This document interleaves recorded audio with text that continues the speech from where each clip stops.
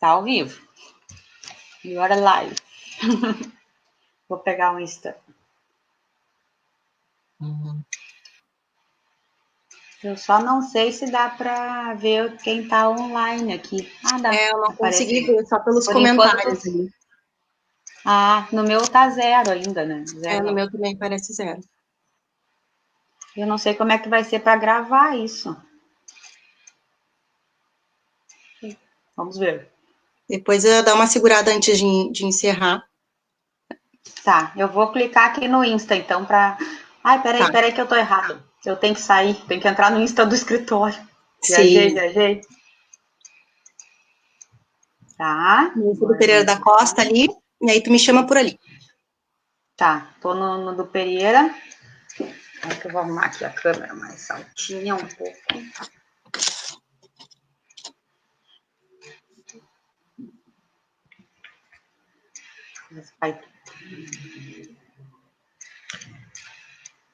Tá, clicando. Vamos olhar ali. Boa noite.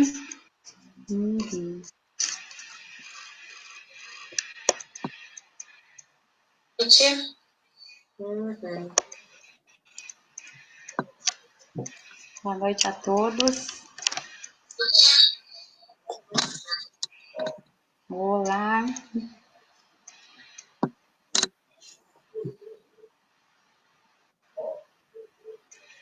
Ai.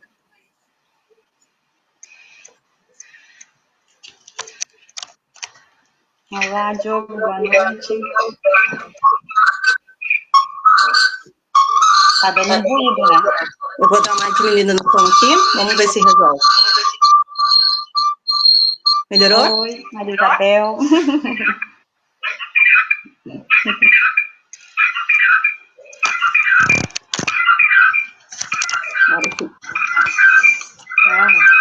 Boa noite, Larissa, tudo bom? Fica um ruído.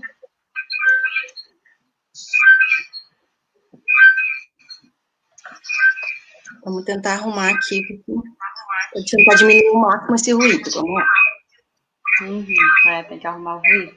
Eu acho que é porque tem o computador e o celular. Melhorou? Melhorou. Me ouve no Face, todo mundo? Então tá. Isso aí, baixei os 2 volumes e acho que agora para o ruído. Tá, beleza. Então tá, vamos começar a nossa live de hoje. Então, quinta-feira, 8 horas, e a gente está aqui começando mais uma live do Escritório Pereira da Costa, com a ideia de trazer informações para as pessoas nesse período que a gente está vivendo e precisa estar se reinventando, né, a cada dia praticamente, né? Hoje a gente está com uma participação especial da doutora Cristiane Morim, nossa querida advogada lá no escritório, trabalha conosco já há muito tempo, né, faz parte do DNA do Pereira da Costa, e com a Cris junto a gente vai fazer um bate-papo sobre o benefício de auxílio-doença, benefício por incapacidade. Boa noite, doutor Silvio, tudo bem? E a gente vai trazer aqui um resumo do benefício e o que está acontecendo de questionamentos. Eu vou começar me apresentando um pouco. Estão falando que tem ruído novamente. Deixa eu ver. Eu vou começar me apresentando novamente. Meu nome é Luciana Pereira da Costa, sou advogada já há 18 anos e focada principalmente na área do previdenciário, agora também especialização na área do tributário, já fiz especialização em processo, enfim, estamos sempre estando e trabalhando para melhor prestar um serviço de qualidade para os nossos clientes, né, e resolver as situações que bem, quando se procura um advogado é porque a situação não foi facilmente resolvida. Então, a gente tem que estar ali com conhecimento na ponta do lápis, da caneta, enfim, que é a nossa arma hoje em dia, né, o conhecimento. Cris, te apresenta aí para os nossos queridos que estão nos ouvindo, aí, nossos clientes, nossos colegas que estão nos ouvindo. Gente, boa noite. Para quem não me conhece, eu sou Cristiane Morim. Eu estou olhando aqui para os 2 lados, tá? Porque nós estamos ao vivo ao mesmo tempo no Face e no Instagram, tá? Então, vou estar olhando aqui e para esse lado também, tá? Então, assim, eu sou a Cristiane Morim, sou advogada no Pereira da Costa Advogados, como a doutora Luciana falou, há 10 anos, e desses 10 anos, um pouquinho mais no Pereira da Costa. Sou pós-graduada em Direito do Trabalho e Processo do Trabalho, e nós começamos a fazer essas lives para trocar uma ideia com vocês sobre esse assunto que nós estamos passando, trazer sugestões. Os clientes pediam bastante, então agora a gente vem com uma ideia para interagir com vocês, ficar mais próximo. Essa situação agora de pandemia deixou a gente mais próximo online, então vamos adaptar isso, né? Vamos ver esse momento. E vamos lá, um dos assuntos mais pedidos ultimamente foi a questão do auxílio-doença, que é o que a gente vai falar hoje na live, né, Luciana? Então, as pessoas têm bastante dúvidas sobre o auxílio-doença, requisitos, como é que se pode pedir, ou a situação que está acontecendo das perícias não estar acontecendo porque o INSS está fechado. Então, são essas perguntas que nós vamos conversar com vocês hoje. Fiquem à vontade para ter um bate-papo, conversar, fazer perguntas. E é isso aí, né, Luciana? Vamos lá para a nossa live. Perguntas, fiquem à vontade. Quiserem perguntar, a gente vai, na medida do possível, respondendo e interagindo. Estamos aprendendo essas novas tecnologias aí e aproveitando, né, esse momento para se reinventar também. Bom, o benefício de auxílio-doença, né? Eu gosto de sempre começar falando do benefício previdenciário, o auxílio-doença é um ótimo exemplo disso, com um seguro, fazendo uma analogia com o seguro. O benefício previdenciário, tu tem que ser previdente, vamos dizer assim, tu tem que ter contribuições antes e depois daí ter a situação de risco social que está sendo protegida pela Previdência. Vamos dizer assim, em linhas gerais, isso é uma base de raciocínio. Não posso eu ter o carro batido e sair correndo lá no banco pagar o seguro e querer que eu tenha o meu carro daí indenizado pelo seguro, que eu não vou ter. Eu já bati o carro antes. Então, a mesma lógica é o benefício por incapacidade. Eu não posso já estar incapaz para o trabalho e sair correndo pagar o INSS para achar que vou ganhar benefício. Começa por aí. Então, requisito é ter qualidade de segurado e ter uma carência. Carência é essa parte das contribuições. Eu tenho qualidade de segurado junto ao INSS quando eu exerço uma atividade remunerada. Eu sou empregado com carteira assinada, eu sou automaticamente um segurado obrigatório do INSS. Eu sou um autônomo que trabalha como contribuinte individual, exerço minha atividade remunerada por conta, eu sou também segurado obrigatório do INSS, mas nesse caso eu sou responsável pelas minhas contribuições.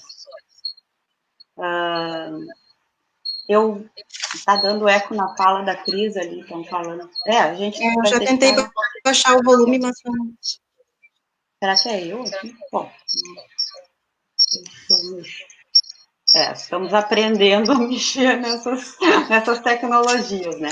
Bom, tendo a qualidade segurada, então, que é, vamos dizer assim, o primeiro dos requisitos que a gente está falando aqui, a gente está falando de qualidade segurada, as pessoas têm vínculo com o INSS. Eu tenho vínculo com o INSS a partir de eu ter uma carteira de trabalho assinada, a partir de eu exercer uma atividade remunerada como contribuinte individual. Se eu estou, aí outras situações, segurado especial, eu estou prestando serviço militar, eu estou, por exemplo... E eu eu não tenho atividade remunerada e sou facultativo. E, por escolha, também resolvo pagar como contribuinte facultativo. Qualquer dessas situações te dão qualidade segurada. Tu vai precisar manter contribuições para o INSS. Essas contribuições, para fins de benefício por incapacidade, do benefício de auxílio-doença, que a gente está tratando aqui, são 12 meses. Eu preciso ter 12 meses completos de carência para que eu tenha direito, a partir desse período, a ter benefício por incapacidade. Algumas situações não exigem 12 meses, né, Cris? São a questões de auxílio, benefício por acidente de trabalho ou doença decorrente de trabalho, ou também as questões de doenças graves, que aí a gente tinha uma lista, se discutia na justiça se era taxativa ou não, e agora a gente tem a situação é a doença grave, aquela doença, por exemplo, cegueira, está ali o HIV, está ali... Mal de Parkinson tem ali também.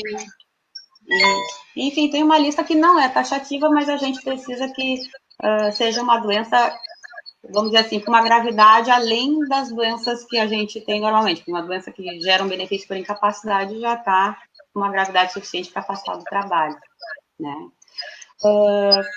Depois que eu parei de pagar as contribuições, eu mantenho o direito a benefício previdenciário por um tempo. A gente chama isso de período de graça. Eu mantenho isso por, de regra, 12 meses. Mas isso vai variando conforme a minha inscrição no INSS. Se eu for, por exemplo, segurado facultativo é 6 meses. Se eu for desempregado, eu posso aumentar aqueles 12 meses para mais 12 meses e chegar a 24 meses. Se eu tiver mais de 120 contribuições, eu posso aumentar ainda mais 12 meses e chegar, numa hipótese assim, de 36 meses, 3 anos de qualidade segurado. Quer dizer o quê? Que eu estou sem pagar o INSS por esse período, mas eu ainda mantenho o direito a benefício por incapacidade, porque ainda não transcorreu o período de perda de qualidade segurada. É o período de graça que a gente fala. Uma coisa interessante, que é uma exceção, que a gente teve um caso no escritório, Cris, é um senhor que ele estava em auxílio-acidente. O auxílio-acidente é um benefício que a pessoa recebe como uma indenização. Ela segue trabalhando, mas pela sequela, ela está em auxílio-acidente. E aí, ele estava lá há 20 anos recebendo parte de benefício e não estava mais contribuindo para o INSS. E o INSS negou porque disse que ele não tinha qualidade segurada, porque não estava contribuindo, mas ele tinha esse benefício. E com esse benefício, a gente conseguiu, na justiça, reverter e ganhar a aposentadoria, no caso, para ele, por invalidez. Né? Então, para a gente ver como, às vezes, o INSS, mesmo tendo a lei lá dizendo que quem está em benefício mantém a qualidade segurada, às vezes o INSS vem negar e a gente precisa buscar os benefícios na justiça para garantir o direito das pessoas. Eu vou falar só mais um pouquinho sobre a questão, se eu perdi a qualidade segurada, para encerrar essa questão dos requisitos técnicos, assim, da retomar a carência. Quando eu paro de pagar o INSS, cheguei a ultrapassar esses prazos que eu falei, eu tenho que retomar a carência. Teve uma alteração na legislação e a partir de agora eu tenho que cumprir novamente todos os 12 meses. É como se eu tivesse zerado a minha carência, vamos dizer assim. Então, eu vou ter que recomeçar as minhas contribuições, contribuir mais 12, e aí, a partir disso, ficar incapaz. Então, a questão da recuperação da qualidade segurada é importante, a gente ter um cuidado com isso. Quer falar do atestado, Cris, um pouco? Como é que é a incapacidade, a diferença sobre isso? Sim, eu vou falar um pouco do atestado médico, que é uma pergunta que surge muito para nós. Doutora, eu estou encaminhando meu benefício, seja administrativo ou judicialmente, o que tem que conter no meu atestado médico? O que eu preciso? O que é necessário para que o perito entenda que eu estou incapacitado para minha doença para o trabalho, para as atividades laborativas ou para atividades habituais? Então, os requisitos que são necessários para ter um atestado médico, tem uma portaria do INSS, tá? Essa portaria 9381, ela consta ali quais são os requisitos e o ideal para se conter um atestado médico para se encaminhar o benefício de incapacidade, tá? Os requisitos são tá legível o atestado médico com rasuras, né? Conter a assinatura do profissional que está emitindo esse atestado médico com um carimbo e com o registro dele. Contém informações também muito importantes sobre a doença, ou colocar o CID, que é o número, que é o Código Internacional da Doença, e conter, que é muito importante, o prazo estimado de repouso que é necessário para a pessoa, quanto tempo que ela vai ficar incapacitada, isso é o ideal, tá?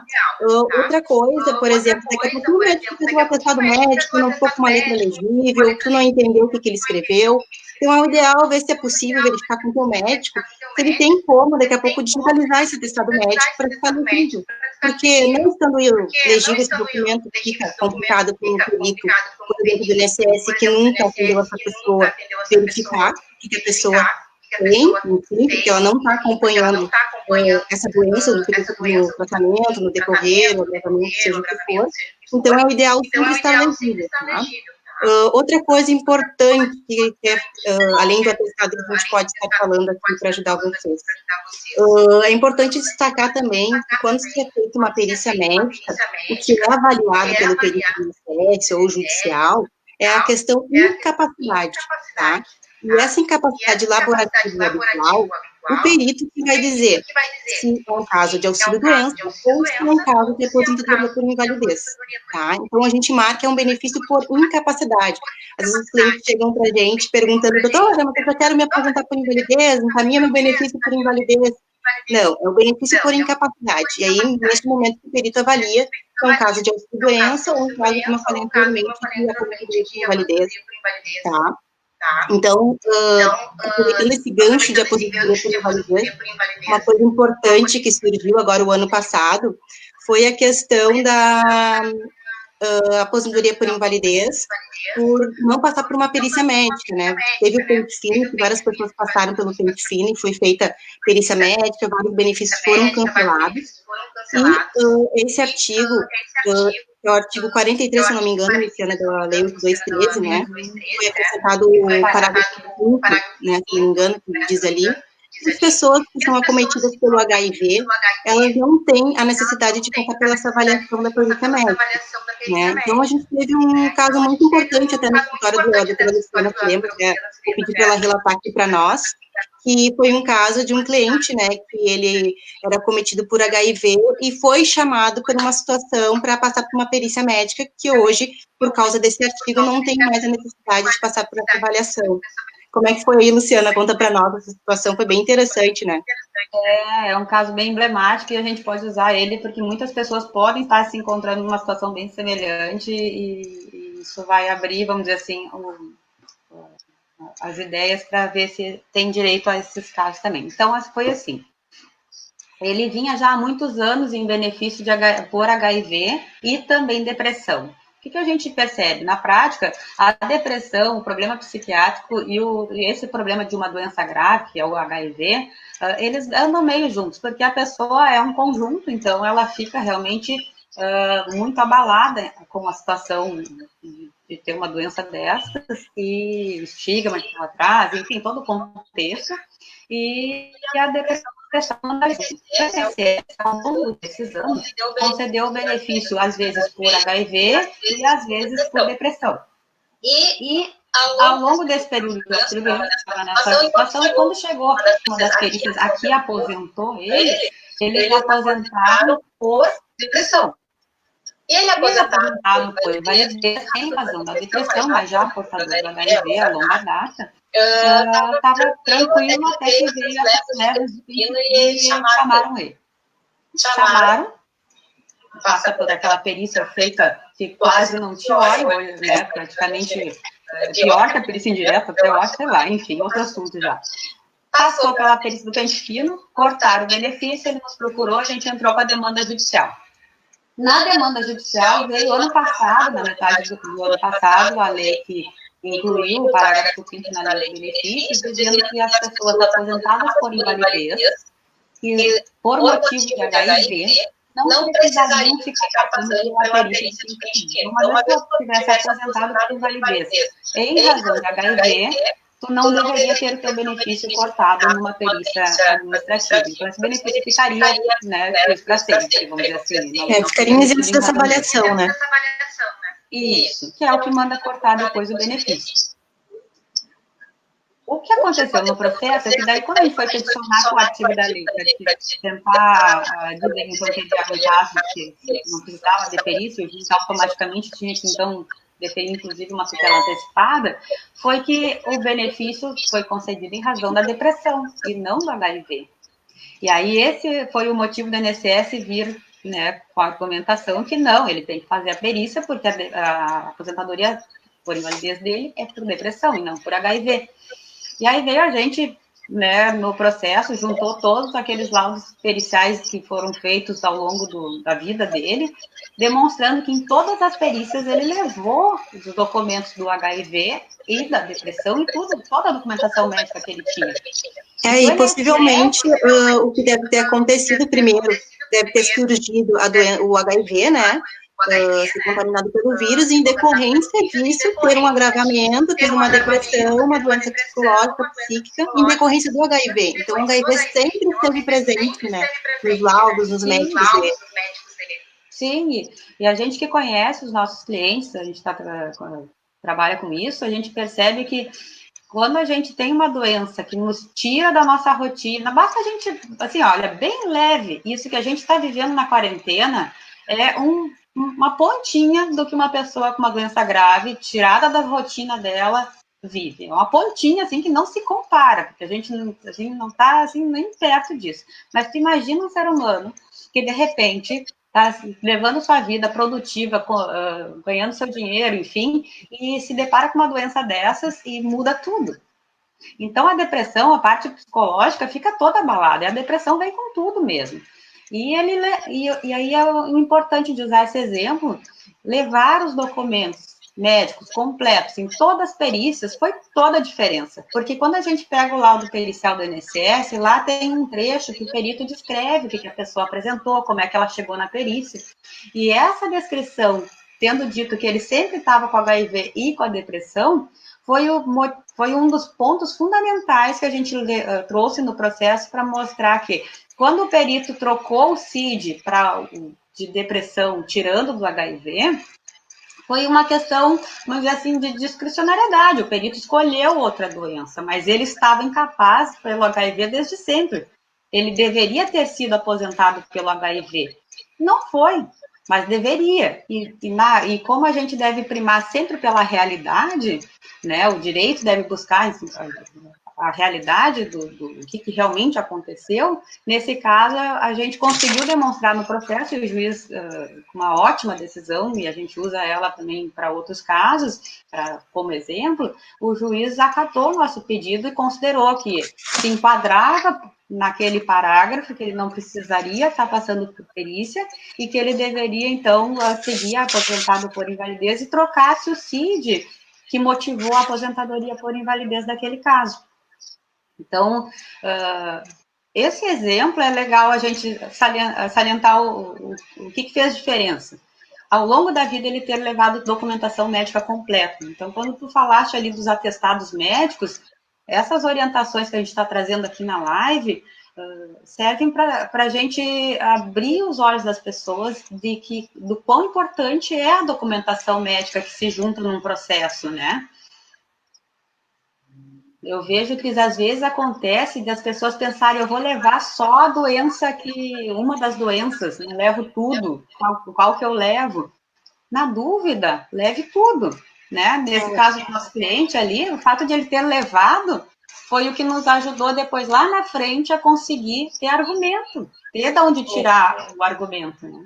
Isso também acontece por uma questão, por exemplo, que estou com essa doença há 2 anos atrás, mais ou menos, estou cumprindo os requisitos de coerência, qualidade de segurado, mas daqui a 2 anos só eu fiquei doente mesmo, incapacitada, que é diferente de estar doente e estar incapacitado, né? Ter uma doença não quer dizer que a gente esteja incapacitado. Então, por isso que a gente pede nos laudos, principalmente nos atestados, que se especifique o tempo que a pessoa está incapacitada, porque isso é importante para definir a doença.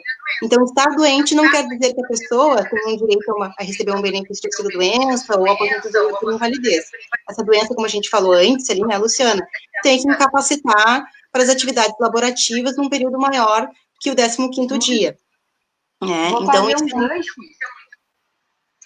Quando tu falaste da doença e da incapacidade, me lembrou uma questão que também é recorrente, do agravamento. Eu tô com uma doença, eu gosto de usar o exemplo da coluna, porque coluna é muito comum as pessoas terem problema de coluna, né? Então, eu tenho problema de coluna lá, eu vou no médico, ele até me diz, eu tenho alguma escoliose, uma lombalgia, uma coisa dessas aí que dá de postura, né? Só que isso não me incapacita, mas eu tô doente, mas não me incapacita. Ao longo do tempo, se daqui a pouco o tipo de atividade laborativa que eu tenho, ela começa a forçar esse probleminha que eu tinha, essa doença que eu tinha, me incapacita, aí eu estou falando de um agravamento de uma doença que eu já tinha, e aí eu tenho direito a benefício, né, Cris? Essa diferença que a gente tem que deixar claro, porque às vezes as pessoas acham que só por estar com um problema de saúde já deveriam ganhar o benefício. Quando, na verdade, o problema de saúde não é ele em si que dá direito a benefício, é a incapacidade para o trabalho, o que é bem, vamos dizer assim, bem diferente de só estar doente. Gente, assim, ó, surgiu bastante perguntas quando nós colocamos a questão do auxílio-doença para fazer a live hoje. E uma das perguntas, agora mudando um pouco da questão dos requisitos, para ter esses benefícios, incapacidade, uma das perguntas agora que o pessoal está passando bastante dificuldade com a questão do INSS estar fechado, são algumas perguntas, Luciana, que até chegaram aqui para nós durante o dia. Eu vou te passar agora para a gente responder, trocar ideias. Se alguém estiver passando por essa situação, pergunta ali também, que a gente vai esclarecendo, tá? Então, umas perguntas que aconteceram agora com o INSS fechado e as dificuldades das pessoas que estão recebendo um auxílio-doença, uma aposentadoria por invalidez, principalmente, são as que mais estão com dificuldades, né? Então, assim, surgiram duas perguntas aqui que eu acho mais de uma pergunta, mas eu vou fazer duas, assim, que são as principais, que foram as mais comentadas e as mais pedidas para serem esclarecidas, tá? Uma das primeiras perguntas que perguntaram foi assim, ó, estou com a perícia marcada no INSS e a agência está fechada. O que eu devo fazer? Tá? Outra pergunta também que a gente pode aproveitar o gancho e responder nessa mesma pergunta.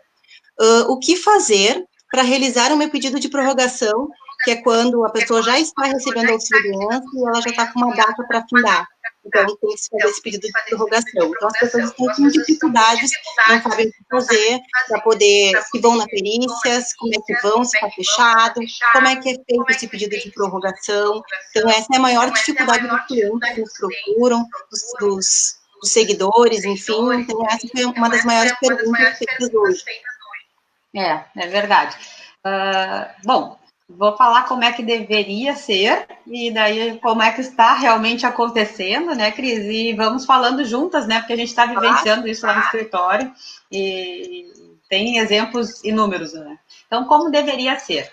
Eu tenho uma perícia marcada, eu já estava em benefício, e durante esse período de quarentena, o meu benefício estava programado para ter fim, para ter alta de benefício, vamos dizer assim, a gente chama de a data de cessação. Nesses casos, eu tenho que entrar no meu INSS com a minha senha, meu login e senha, e fazer o pedido de prorrogação, né? Feito esse pedido de prorrogação, como é que era antes? A gente entrava 15 dias antes da data de cessação, fazia o pedido e aí saía marcada uma data de perícia presencial que tu teria que ir no INSS. Agora tu faz esse procedimento igual, só não vai ter data marcada para perícia presencial e o benefício é automaticamente prorrogado. Se tu não estava em benefício, vamos lá com a teoria ainda de novo, depois a gente vai com o que está realmente acontecendo. Não estava em benefício, fiquei incapaz, está período de quarentena, a agência não está aberta, eu vou entrar com o pedido novo. Aí eu vou entrar com o pedido novo, eu vou anexar meu atestado médico no meu INSS, ali tem um campo certinho que a gente anexa, enfim, faz o pedido e aí espera a análise do INSS, que aí vem também a situação dos casos concretos, mas que deve ser concedido por 3 meses, né, tendo os requisitos de carência, qualidade segurada que a gente falou antes, o atestado tendo cumprido os requisitos que a gente também já falou. Esse benefício estando com todos esses requisitos cumpridos, a gente deve ter a concessão. O que está acontecendo na prática agora, Cris? Vamos, né? Vamos botar uma cor. As pessoas não conseguem acessar o site. As pessoas não conseguem ser atendidas no 135. Sim. E as pessoas estão ficando muito preocupadas, porque realmente, se eu tenho um prazo, se eu estou incapaz, como é que eu faço para resolver isso? O INSS está de costas. Nesse momento, né, de pandemia, está todo mundo apavorado, né? Então, o pessoal quer resolver logo, quer fazer esse pedido de prorrogação, e o sistema do INSS, o 135, simplesmente está complicadíssimo de conseguir acessar, né? Como é que nós temos feito lá no escritório com os nossos casos? E aí talvez ajude a quem está por aí procurando uma forma de ajudar, né, fazer da mesma forma. Se a gente está com o benefício e o site está instável, a gente tem feito o print da tela, né, e sempre salvo para ter uma prova ali que a gente estava no, né, vai aparecer ali o horário, a data, e que o problema estava no site do INSS. Site instável, A outra solução é o 135, aí vai para o telefone. O que está acontecendo na prática? A gente tem ficado, às vezes, 40 minutos, 30 minutos esperando para ser atendido e cai a ligação. Então, eu não consegui resolver a situação daquele cliente no site, não consegui resolver a situação do cliente no telefone, e não me ouviram, então, nem né? Em princípio, eu só tinha o benefício. Isso. Onde eu me socorro? Como é que vai ser uma solução para isso? Aí, o que aconteceu em alguns casos? A gente fez isso, no dia seguinte a gente entrou e o benefício tinha sido automaticamente prorrogado. Aquele caso que a pessoa já estava em benefício, deu erro, a gente achou que não tinha dado certo, no dia seguinte a gente tentou de novo e aí estava automaticamente prorrogado. E teve casos que não deu. Teve casos que simplesmente o benefício foi cortado. A gente tem feito o seguinte, com os prints das telas e os protocolos, como a Justiça Federal continua trabalhando e está funcionando, a gente tem instruído um processo judicial com esses documentos e levado a questão para o judiciário e, ao mesmo tempo, continua tentando no site do meu INSS também. A gente está num período vamos dizer assim, diferente de tudo, e eu acho que a ideia tem que ser solucionar as questões que os clientes trazem, né? E o INSS disponibilizou o site ali através de senha, tem o telefone 135, isso são ferramentas para garantir como é que eu vou alcançar meu direito.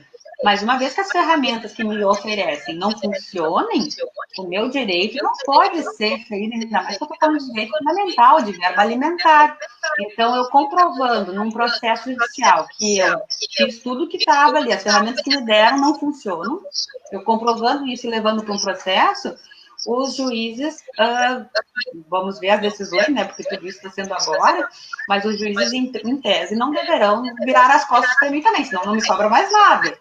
Então, essa tem sido a nossa lógica. É uma coisa que a gente está orientando também, porque uma das maiores dificuldades tem sido o 135, né? Então, e a gente está tendo, assim, várias informações divergentes de resultados de perícias, se vai ser marcada, um sendo cancelado, outros sendo prorrogados automaticamente. E pelo 135, uma divergência que está acontecendo, o que nos informaram esses dias, foi que a gente ligando para o 135 nos dá aquele número de protocolo de atendimento, né? Então, foi informado para a nossa colega Kelly, que cuida dessa parte administrativa, que aquele protocolo inicial, ela fez a ligação para o 135 para fazer um agendamento, ganhou aquele número de protocolo inicial, ficou 45 minutos para mais, tentando fazer esse agendamento da perícia, e simplesmente o telefone caiu e ela não conseguiu falar com o atendente. Aí veio aquela grande dúvida, e aí, consegui marcar, não consegui, com esse protocolo eu consigo fazer alguma coisa, e aí no outro dia ela tentou fazer a ligação de novo, informou o número do protocolo, e foi informada a ela que aquele número do protocolo que é informado inicialmente, ele não vale. Né? Então, o que a gente está orientando os clientes? O ideal, e até para ter provas, como a Luciana estava dizendo, é fazer pela internet, daí tu consegue ter o print e ter uma prova, pelo menos, do que tu tentou acessar, que tentou fazer o pedido de prorrogação, foi o INSS e essas ferramentas que não foram efetivas, né? Uhum. É isso aí. Assim, o que a gente está compartilhando, assim, então, em resumo? Que a gente está vivenciando no escritório, que as pessoas também estão vivenciando em suas casas, tentando, né, os seus benefícios, e não está realmente fácil. O site não está fácil de acessar, o 135 não está fácil de conseguir ser atendido, e a gente está sofrendo com isso também. Então, a gente está compartilhando aqui com as pessoas como é que nós, no escritório previdenciário, já há 18 anos, que trabalha com isso, está pensando em não prejudicar o cliente, não prejudicar o segurado. E essa nossa sugestão serve para as pessoas em geral. Eu estou em casa, eu também não estou conseguindo fazer meu pedido de prorrogação, anexar meu atestado pelo site, eu vou fazer o print dessa tela, vou tirar uma foto disso e vou guardar, porque isso vai ser uma prova depois de que eu estava ali naquele dia, naquele horário, fazendo a minha parte, estava no prazo de fazer o pedido de prorrogação, e eu estava tentando. Quem não deu, quem não fez sua parte, vamos dizer assim, foi a ferramenta do site que me ofereceram que não funcionou. 135. Eu liguei para lá, me deram o número de protocolo, fiquei 40 minutos na linha e cai a ligação. Não vale esse protocolo? Não, quer dizer que eu não fiz nada? Não. Espera aí, essa informação do atendente do INSS para nossa colega Kelly, mas não vale, tem que falar com o atendente. Opa, como assim não vale? Claro que vale, gente, por favor, eu fiquei lá 40 minutos, eu estava no dia, vocês que não me atenderam, né? Então, a gente ter esse olhar, a gente, como a gente estava falando hoje de tarde, né, sobre a live, né, Cris, a gente não pode perder o foco das coisas. O INSS, ao longo desses anos que a gente tem experiência, ele nunca foi tão tranquilo assim de acesso, né, para as pessoas. Então, tu chegava ali, os benefícios eram negados, a gente ouvia falar das perícias sendo feitas, às vezes, sem ter olhado para as pessoas. E o que a gente está vivenciando agora?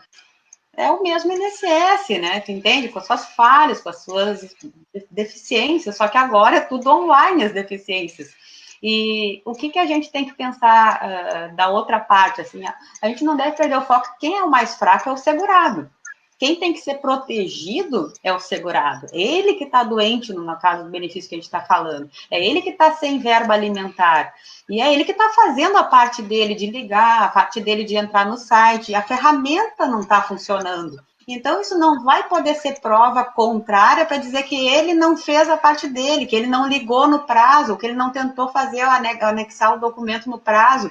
Isso nunca vai poder ser usado contra a parte mais fraca. E quando a gente está falando para as pessoas fazerem os prints, anotarem os protocolos dos telefones e ter essas provas, é para que quando elas forem procurar seus direitos na justiça, elas possam demonstrar que isso aconteceu, que elas fizeram, que elas foram diligentes, elas fizeram a parte delas, e que quem não ajudou foi o INSS. Vamos botar as coisas nos seus devidos lugares, né, Cris? Demonstrar aquele interesse de agir, né, que a gente comenta bastante nas nossas festas, enfim.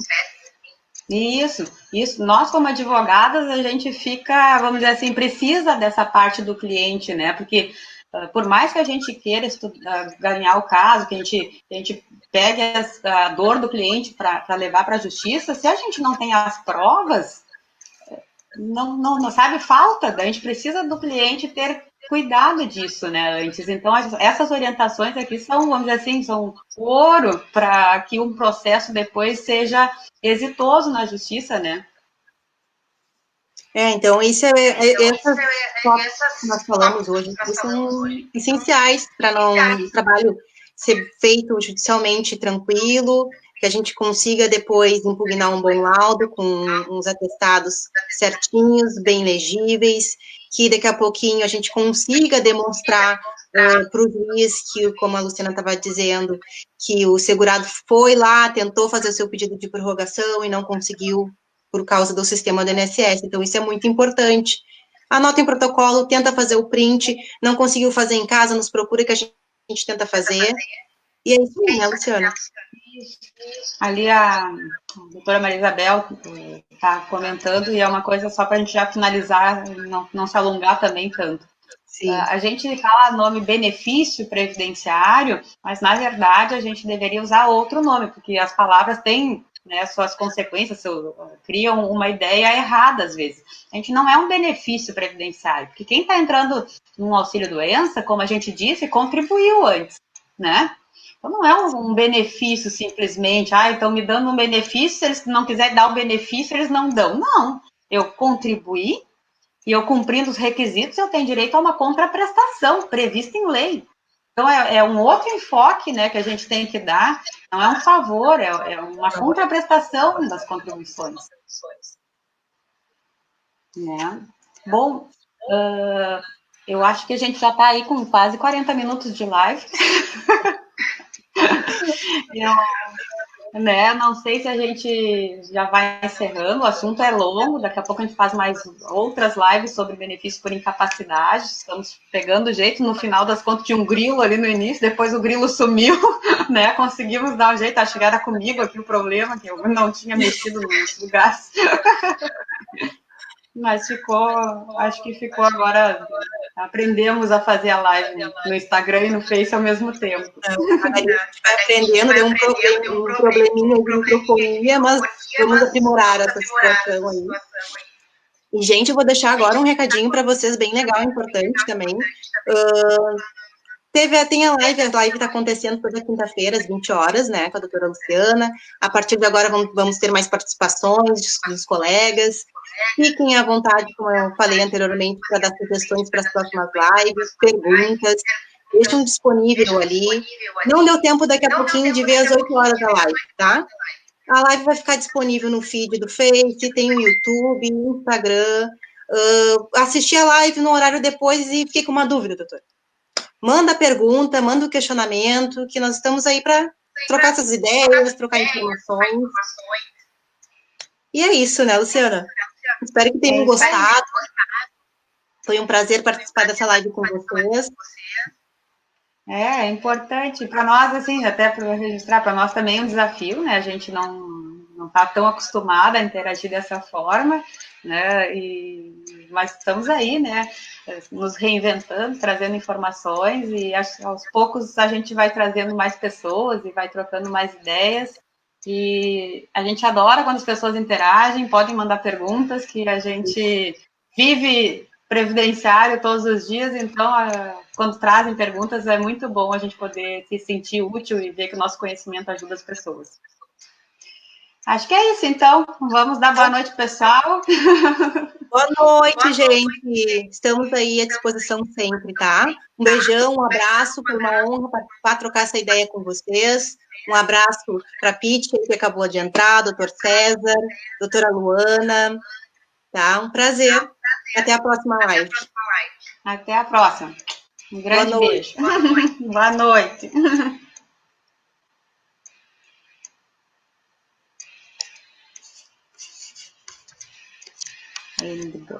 Vamos encerrar aqui também, então.